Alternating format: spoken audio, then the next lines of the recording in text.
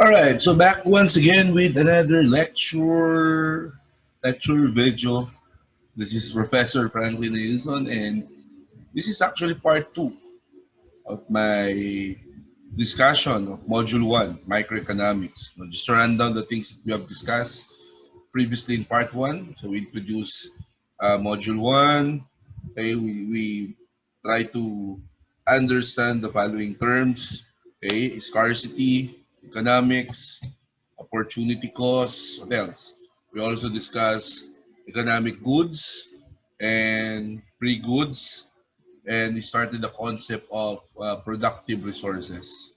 So with this, we also did land, labor capital, or an entrepreneurial ability, which is, again, the factors of production or the four productive resources. Pinag-usapan natin yan. Then we open up our discussion on opportunity costs. Okay, more of this with individual and societal decision. And yeah, the labor market trade. Okay, labor market and trade, wherein we try to understand the impact of division of labor and specialization to what you call economy of scale, okay, and trade market. Okay, and finally, in the previous discussion, we talk about macroeconomics and microeconomics. Yeah. So to move forward with part two, okay, we'll start off by understanding some basic economic question.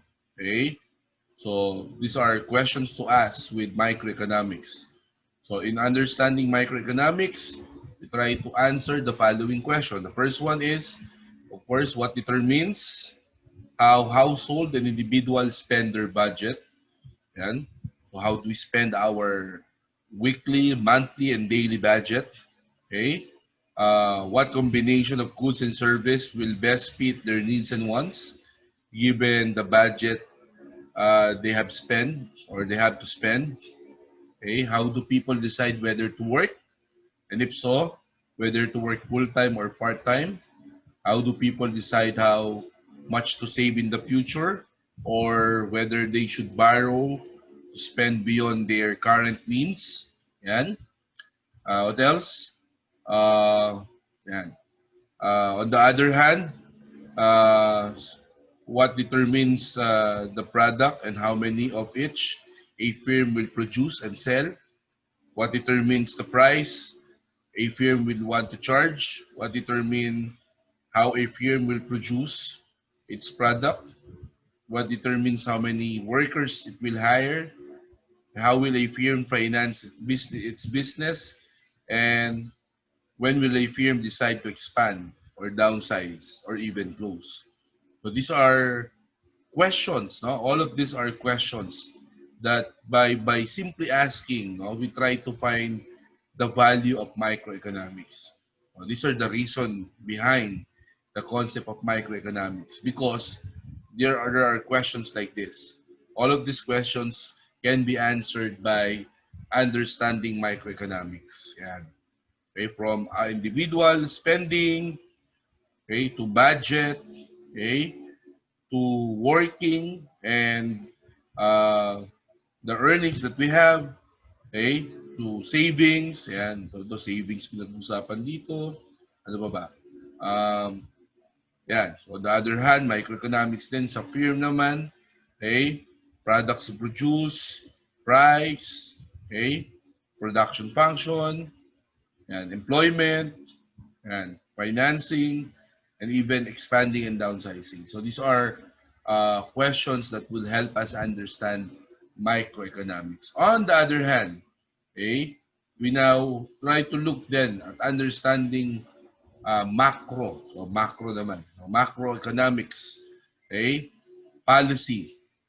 Pursue its goal through monetary and fiscal policy. So sa macro, which is another subject, talks about monetary and fiscal policy. And so when you say monetary policy, these are policies that involves altering the level of interest rate, the availability of credit in the economy, and even the extent of borrowing. Yan. So these are monetary policy. And of course, it involves the overall economy and the government. Okay? On the other hand, you have the fiscal policy. Okay? These are economic policy that involves government spending. Okay? And earnings. No? Nawala yung earnings dyan. So, fiscal policy. Okay? This again will fall under macroeconomics. Okay? Also in macroeconomics, we also have economic model. Okay? Or rather in economics, we use models. Okay? When you say economic model, these are simplified version of the reality that allows us to observe, understand, make prediction about our economic behavior. Yan. So, part of it is the models and the maths. Yan. So, in economic model, can it be represented using words or using mathematics or numbers? Okay, so we always try to utilize algebra and graphs, okay, to explain economic model. So later on in this chapter, there will be a little bit of discussion, no, with regards to graphs, okay, and algebra. No? Pero syempre, we'll try to understand it on the point of view. No? Anyway, so we have again, no, okay, using economic models in order for us to understand economics, no, whether micro or macro. No? Okay, and this also entails models and math or numbers. Anyway, moving forward with our discussion, okay, this illustration, okay, actually allow us to use economic model as an example. And this time, okay, this model, these are one of the basic model in economics, in microeconomics. We call it the circular flow diagram. So this is a diagram or a model that indicates the economy, okay, consisting of household and firm, and the interaction between household and firm, okay, in goods and service and labor market. Yan. So the following components are actually, no, available in our model, in this economic model. No? Okay. So first, we take note that economists don't figure out the solution to problem, then draw the graph. Instead, okay, in economic thinking, we use graph to help discover our answer. So in this graph, in this model, no, in this circular flow diagram, okay, it actually strike a balance between household and firm. Okay? So si firm daw at si household tayo yon, no? Okay? So what is the relationship? Okay? That is indicated in this model. What about the interaction? So this time, makikita natin si household, okay, will provide labor service, and of course labor being part of our factors of production, thereby it is used by the firm as part of their productive resources in order for them to produce goods and service. Now this time, these goods and service, okay, will be let's say used by the or consumed by the household. Yan. So si household naman yung magko-consume nung goods and service na pinroduce ni firm. Okay? On the other hand, okay, alam naman natin, these are economic goods. So therefore, there are payment for goods and service. That will be or that will return to the firm. Okay? So saan nila gagamitin yan? Siyempre, the firm would want to make profit. And on the other hand, okay, they also use the payment for goods and service to pay, syempre, salaries, wages, and benefit of the household. So it's basically the circular flow. Now, no, sabi na balikan natin yung sinasabi natin, no? There are problems, okay? So economists don't figure the solution to a problem then draw a graph. However, we use this graph to help discover the answer. So sometimes, ang problema si household, wala siyang payment, wala siyang pambayad sa goods and service. Bakit? Wala siyang trabaho. Yan. So walang wages, walang salary, walang benefit. So therefore, dahil wala siyang pambili, may problema din si firm. Anong problema ni firm? Anong magiging problema ni firm? Wala siya ngayong pangbayad sa mga labor services. So, wala ring wages, salary, and benefit na pambayad kay household. So, sa madaling salita, hindi iikot ang ekonomiya. No? Katulad na lang ng nangyari nitong pandemya. No? Kung papansin mo, no? Kung tinanong mo yung sarili mo, bakit kaya nagbigay ng amelioration, social amelioration ng gobyerno? Bakit nagbigay ng ayuda? Swerte naman ng mga tao naka-receive ng maagang pamasko galing sa gobyerno. Pero hindi mo pamasko yun, di ba? Ayuda. Bakit? Dahil yung gobyerno itinigil ang trabaho. So, binagbawalan nila yung labor services na i-provide ng household. Yan. So, dahil nga merong pandemya, okay? So, dahil doon, mawawala to. And wage, salary, and benefit. Pag nawala yan, wala ring pambili ng goods and service si household. Okay? Hindi lang yun yung mangyayari. Okay? Dahil wala siyang pambili, wala ring kita si firm. Okay? At dahil doon, posibleng mabankrupt to or malugi. Okay? So therefore, wala ring goods and service na ipoproduce kay household. So papasok ngayon si gobyerno. Yan. Si government. Okay? So, nag-provide si government ng pera kay household.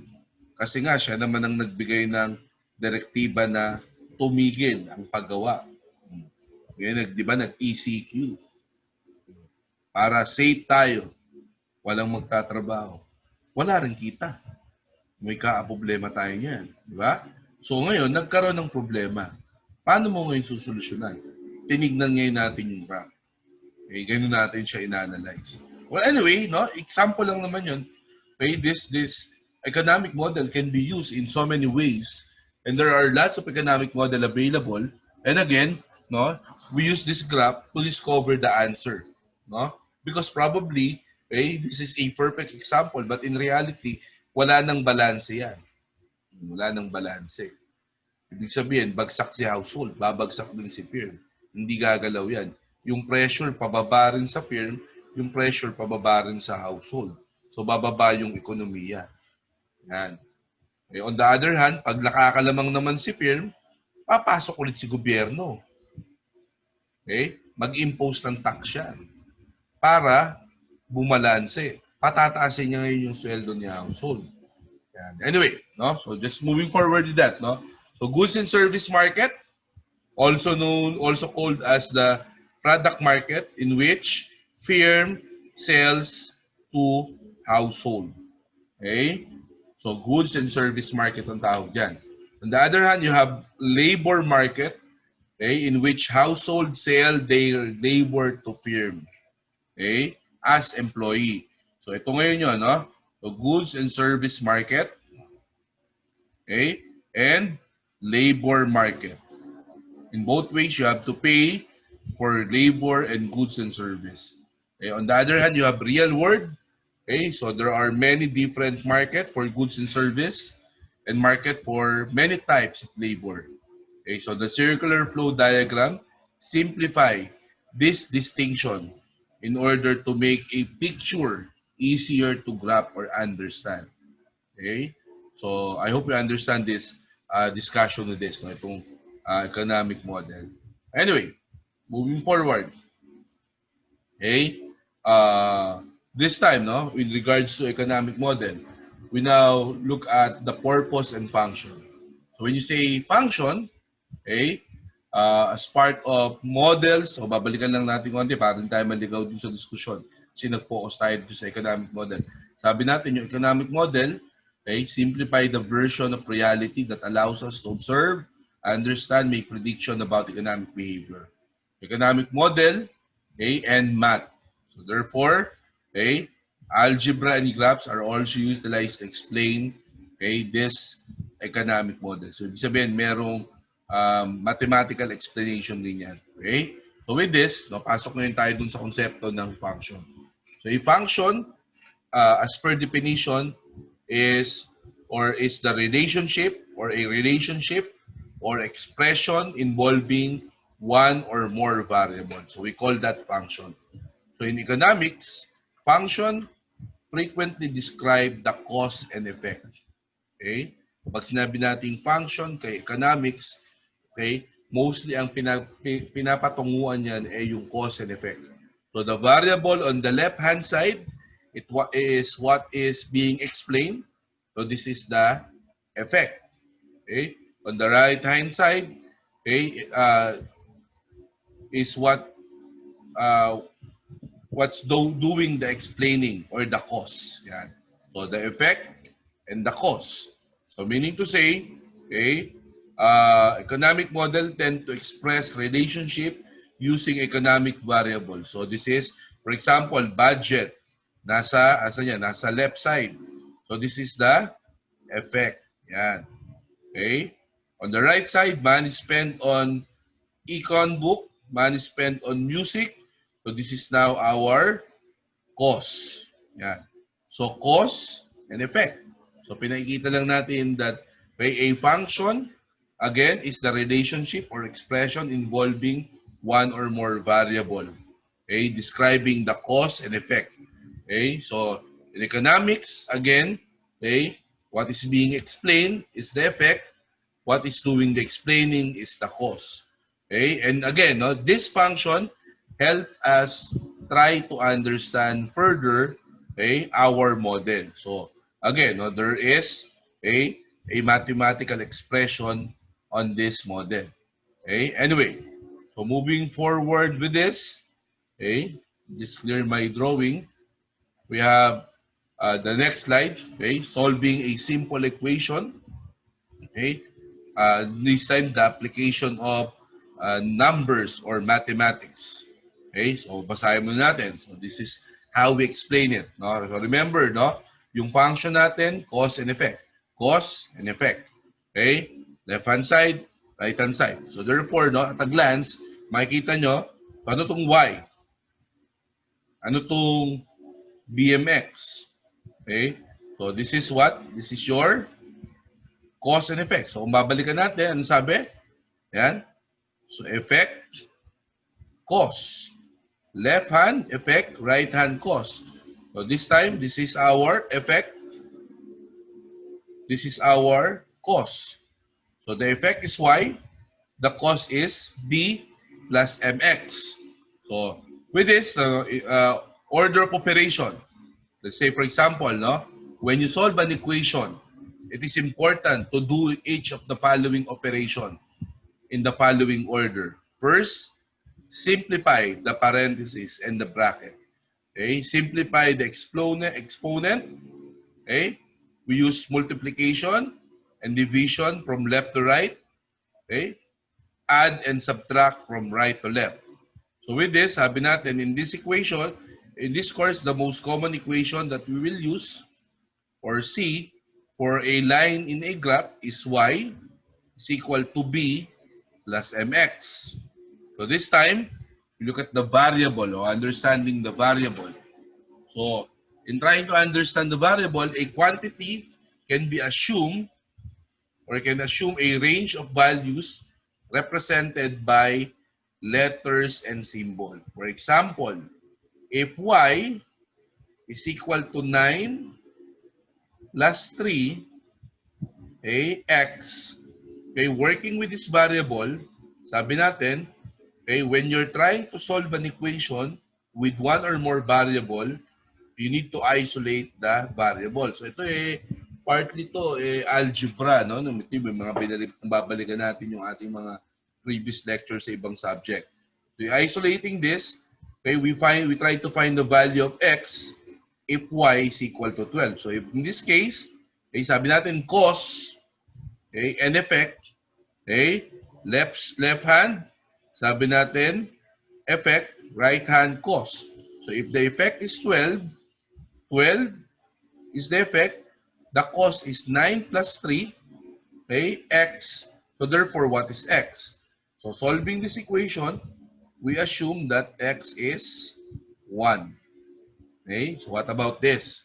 Okay, actually, no, kung we're trying to explain this, okay, using what we have discussed, okay, y can be a function of output, goods and service. Okay, so if we want to produce 12, what is X? Okay, we're probably, X is your labor. How much labor do we need to produce a certain output? Okay, so gano'n, no? So, pinakita lang natin na again, no, in economics, okay, in economic model, we make use of graph and uh, math, no? Okay, so talking about graph, no? Let me just clear my slide. Okay, so moving forward, so this time, ayan, punta lang tayo sa graph. Ayan. So creating and interpreting the graph, no? I can still remember this, no? This is what you call the Cartesian plane. Ayan.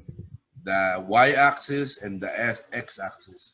However, in economics, okay, again, no, we use model not to solve the problem, but for in helping us explain the problem. And so how do we try to explain the problem? Okay, by looking at this graph. So creating and interpreting the graph. Okay, so we look at the following terminologies. So sinabi nating intercept. So ano yan? So this is your intercept. Yan. We call it intercept. Yan. So the point on the graph where a line crosses the vertical axis or horizontal axis. So obviously, this is called intercept, kung mga to, because there is the horizontal and vertical axis that pass to a certain point. Again, we call that intercept. The slope, on the other hand, okay, slope. This is your slope. This time is the change in the vertical axis divided by the change in the horizontal axis. So you have, let's say, for example, no, intercept here, and this is your slope, okay, because there are changes between your vertical and horizontal axis in a certain line.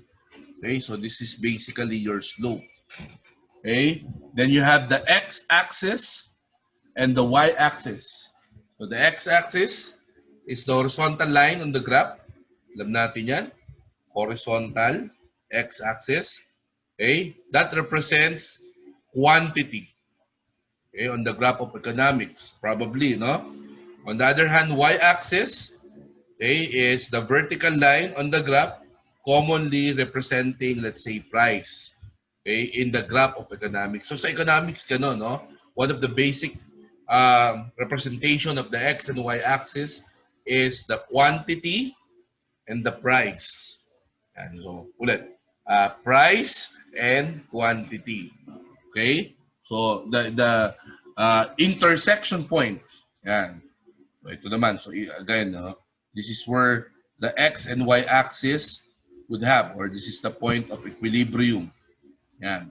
Anyway, so with this, no, we move to another slide, or another slide. And this time, no, we focus now on creating and interpreting the graph. So this time, no, again, we go back to the same equation for a line, which is y is equal to mx plus b. Okay? So, in any equation for a line, m is, let's say, assuming this is now your slope, and b is the y-intercept. Yeah. So, interpreting the graph in economics, it is rare for real-world data point to arrange themselves in a perfectly straight line. Ano yung sabihin niyan? Ang sinasabi niyan, imposible na itong linya na to laging straight. Hindi naman talaga straight yan. However, no, for purposes na mas makita natin siya ng maayos, ina-arrange natin siya sa isang straight line. However, it's not actually straight, no? Anyway, it often turns into straight line, or it often turns out that a straight line can offer a reasonable approximation of, let's say, an actual data. Okay? So, Okay? So in this sense, no? Okay? We move forward to another slide in which we try to understand graph, no? Or understand the graph. This time, yan, we try to look at, let's say, or we try to interpret the slope. And what does the slope mean? Okay? So in this case, the slope means that, let's say, the change in the vertical axis divided by the change in horizontal axis. So this is now, let's say, a positive slope. Okay? It indicates that two variables are positively related. When one variable increase, so does other variable. And when the, let's say, one variable decrease, so as other variable. So remember, this is price and this is quantity. Okay? Assuming that there is what you call positive slope, okay, it means that an increase in quantity, okay, will also, let's say, demand increase in price. A decrease in quantity will also demand decrease in price. Kaya yung sinasabi dyan, no? Positively related. Okay, pag nag-increase yung isa, mag-increase din yung isa. Pag nag-decrease naman yung isa, magdi-decrease din yung isa. Yan. I'm talking about the x and y axis.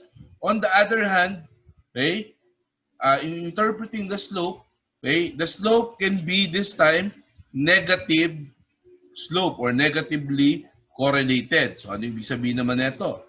So what does the slope mean? Okay, the change in vertical axis divided by the change in horizontal axis this time indicates, okay, the two variables are negatively related. Yan. When one variable increases, the other variable decreases. When one variable decreases, the other variable will increase. So, inverse relationship naman. Na actually, no, overall, okay, kung i-assume natin, let me just try to clear my slide, no? Okay? This is actually, no, the supply and demand. Pero hindi pa kasi tayo pumapasok doon. Nandun pa lang tayo doon sa graph. Pinapaliwanag lang natin yung relasyon nung graph where, let's say for example, the supply, okay, and the demand where there is either negative slope or there is positive slope. Okay? When variables would affect each other's positively or negatively. Okay? In terms of, let's say, x and y axis and the slope within. Okay? But anyway, yeah. Okay? And finally, in this slide, no, in this part, no, we want to interpret the slope of zero. So what does it mean? Okay? This time, the change in vertical axis divided by the change in our horizontal axis, this time what we achieve is a slope of zero. This indicates that there is a constant relationship between two variables. When one variable change, the other does not change. So for example, no, okay, dumadami yung student in my class, okay, number of dogs, dumadami rin. Wala naman siya relasyon, no? Yan. For example, no, yan, straight lang siya. Bakit? It will still be the same number of dogs regardless of the number of students. Yan. Okay? So, ibig sabihin, slope of zero yon. Okay? So, hindi lalaki yung katotohanan niya sa example, assuming yung classroom. Okay? Dadami yung estudyante pero hindi lalaki yung classroom. Dadami yung estudyante pero yung teacher isa pa rin. Yun. So, slope of zero yon. Ibig sabihin, yung relasyon naman, nilalagay lang natin sa ganung perspective. Pero yung totoo sa usapan natin, these are the relationship between our variables, which is not changing. Yan. Okay? So, what else, no? I would like to take another slide before we end up this part, no? We have this time, interpreting the slope and calculating the slope. Yan. So calculation of slope. So again, no, let me remind you, no, yung model natin is both graphs and mathematics. Okay? So in economics we we cannot avoid bumping into equations and numbers, no? Okay? Anyway, we'll try to put it as simple as possible. Okay? The slope of a straight line between 2 points can be calculated, of course, numerical or in numerical term. Okay, to calculate the slope, begin by designating 1 point as our starting point and another point as our end point. Okay, and then calculating the rise overrun between these 2 points.